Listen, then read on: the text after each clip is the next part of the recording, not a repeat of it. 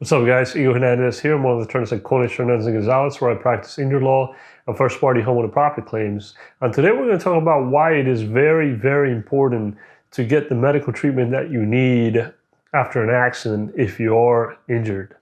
And so let's first start at the beginning.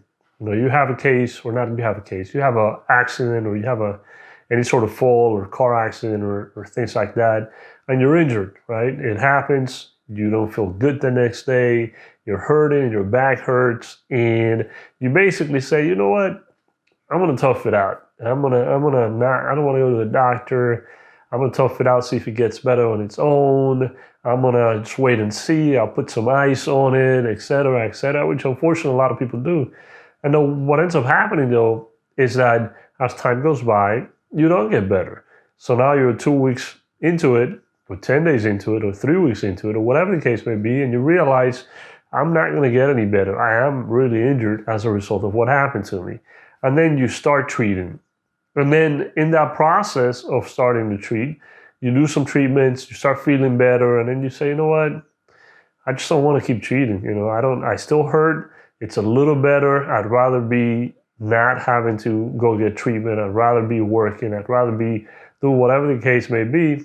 Let me tough it out. It's not that big a deal. Yeah, it hurts. Yeah, it wasn't hurting before this crash or before this fall, but I'm gonna tough it out.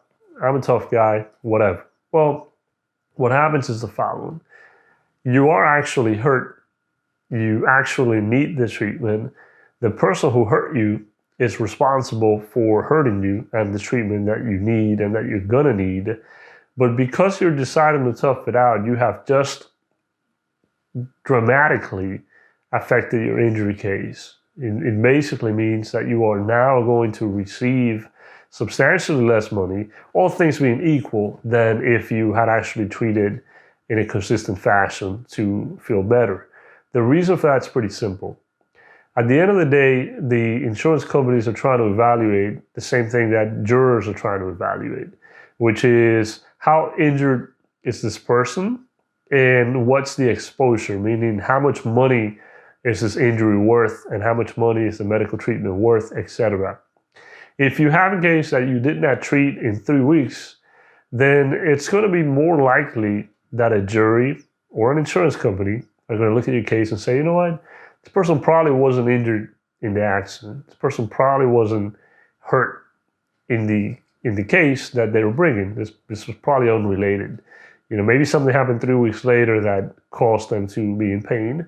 Maybe it's all made up. Maybe the person's not even hurt, but they spoke to somebody who told them, oh man, you should bring a claim and you should go get treatment. These are things that insurance companies and jurors are going to be thinking about if you don't treat for some extended period of time. The same is true for if you stop treating, even though you're still in pain. You may be telling me, and it may be true, you may be like, listen, I'm still in pain, I just didn't feel like treating, it still hurts every day, etc. But a jury and an insurance company is going to be wondering, well, if you really are in pain, and it's a significant amount of pain, then why don't you get the medical attention that would make that pain go away?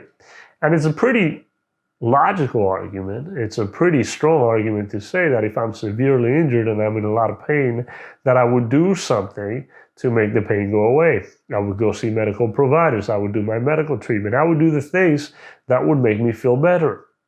Because if I don't do those things, then the question is, why not? And if that's the position that you're in, there better be a very good answer to that why not. For example, I'm treating or I'm taking care of somebody who's severely injured and severely ill. Let's say your mom is undergoing chemotherapy or something like that, and you're by her side, making sure that she's taken care of. And so you're putting her well-being over yours. That's a good explanation for why you're not treating. Or let's say that it's a situation where you can't get the treatment that's recommended. Maybe the only thing that would help you feel better is a surgery, but maybe your physical health is such that you cannot get that surgery. Maybe you're too old, where having surgery puts you in significant risk of death. Maybe you have some pre-existing condition that would make you go under general anesthesia, very, very dangerous. Things like that make sense. Things like that are things that legitimately would put you in a position where if you have not continued to do the treatment because those treatments would either make you have to not be able to take care of a person that you're taking care of, or because of your physical health doesn't allow it. That makes sense. But short of that, the idea of I'm severely injured but I'm not getting treatment because I'd rather be doing something else, or I prefer to be working, or whatever the case may be, that's just not really gonna increase the value of your case. In fact, that's gonna put you in a position where your case is going to be worth less than it actually is worth. Not because you're not injured, but because from an objective standard, from an objective perspective, a stranger looking into the case would say, I don't think he's injured, because if he was injured, he would do the treatment that's recommended so that he can feel better, or so that she can feel better. So that's pretty much it. Now, obviously, if you're not injured and you don't need treatment, then don't get any treatment and don't bring a case. That goes without saying. So this is just targeted to people who are in fact injured and decide that they don't want to go through the treatment because they're going to tough it out, and they really don't want to bother treating even though they're in pain.